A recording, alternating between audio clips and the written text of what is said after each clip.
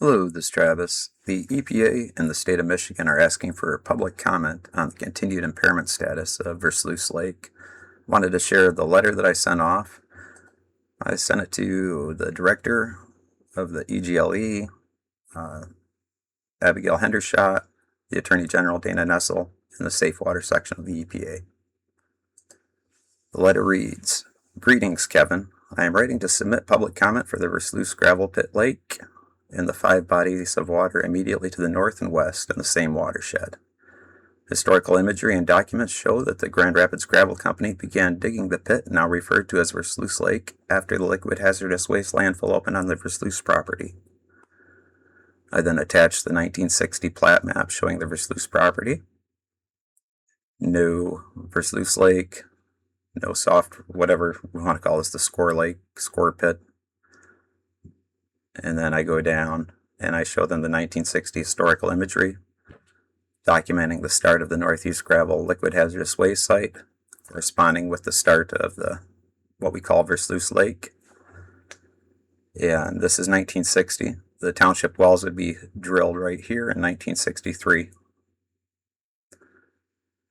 In 1971, Plainfield Charter Township approved the disposal of liquid hazardous waste at the rate of 240,000 gallons per month at the Northeast Gravel Landfill site into the sand gravel aquifer containing their municipal wells and the Grand Rapids Gravel Company pit, now referred to as Versluis Lake.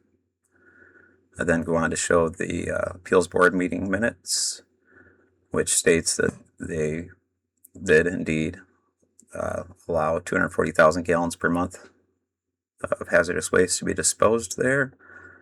The requirement was testing for hexavalent chromium, copper, nickel, but they'd never say what would happen if the violation occurred.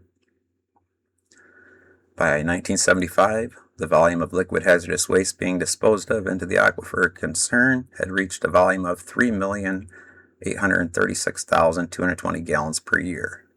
Approximately 9 Olympic-sized swimming pools of liquid hazardous waste was being disposed of every 2 years in the sand gravel aquifer above the Versluis Lake and the municipal wells, which all share the common aquifer of concern.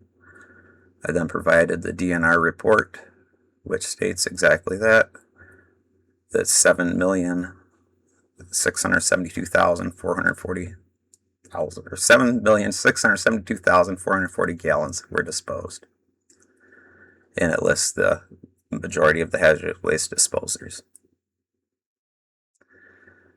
In January 1988, the township's municipal water wells, all of which were located on the beach of the Grand Rapids Gravel Pit, now known as the Versluis Lake, and a shallow collector well system across the street at the neighboring gravel pit body of water adjacent to the Grand River, were listed under Act 307 as an independent toxic site.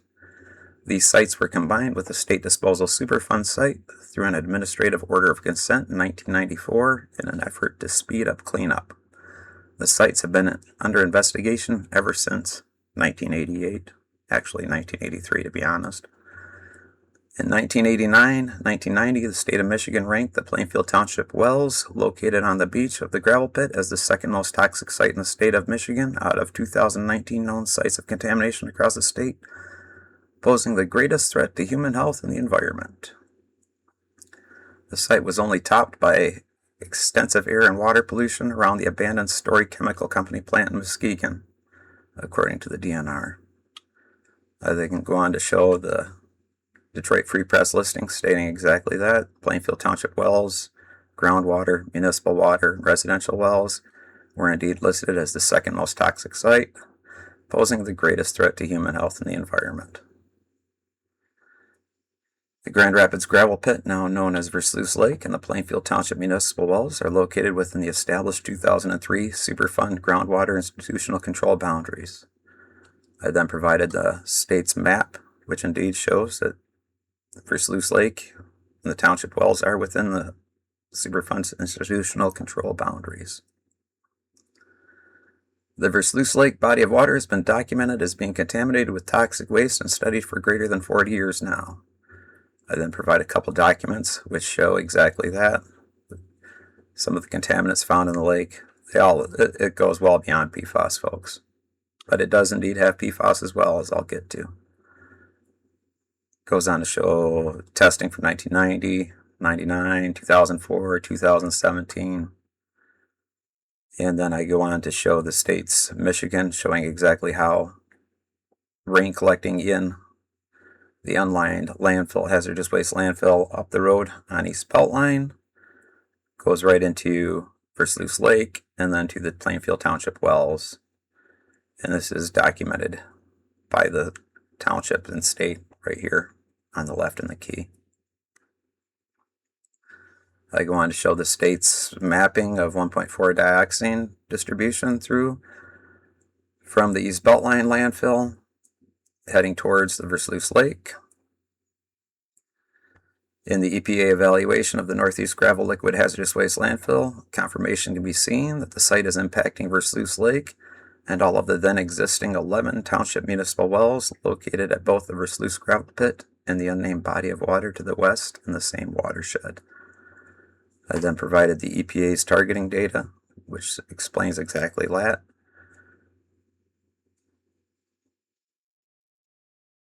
And that all 11 township wells draw from the same aquifer of concern. This has been known about since 1986 was the date of this report, and it's been under investigation ever since. Here's the date, 86.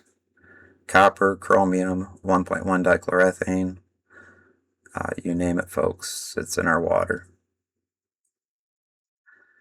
Attached is an aerial image taken with a drone showing the contamination also visible from Google Earth located in the unnamed body of water to the west of the Versluis Lake in the same watershed a few feet from Plainfield Township's collector well system and well field. E. coli testing ended in 2002 at the contaminated Versluis Lake body of water, with the last test result being in violation at 509. The EGLE's North Kent Study Area Map reveals the unnamed bodies of water located at the Northeast Gravel Liquid Hazardous Waste Landfill. Surface water tests contain total PFAS concentrations exceeding 4,000 parts per trillion. These are the additional bodies of water I want listed as impaired.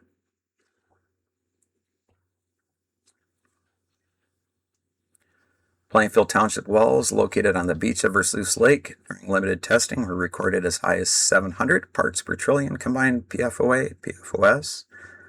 I then provide the township's own documents which state exactly this. It is my firm belief that partial and total body contact of these known contaminated bodies of water should not be allowed. I am bewildered that the EPA and state of Michigan has been allowing people to swim within the toxic Superfunds institutional control boundaries, and firmly believe public notice should be made, not only to those swimming and recreating in the contaminated bodies of water, but also to those who are consuming the toxic municipal water, which the state of Michigan has previously said cannot be made safe through the water treatment process. That is stated right here. Number 2, degradation of the water quality from hazardous waste, which may be present in a sanitary landfill, cannot be compensated for in the water treatment process. And then I close the letter with, I strongly encourage you to take every action within your abilities to provide public notice and protect the health and safety of the community at large and the bodies of water of our state. Thank you for your attention to this matter. If this has reached the wrong person, please forward it to the correct individuals within your agency. Sincerely, Travis Brown.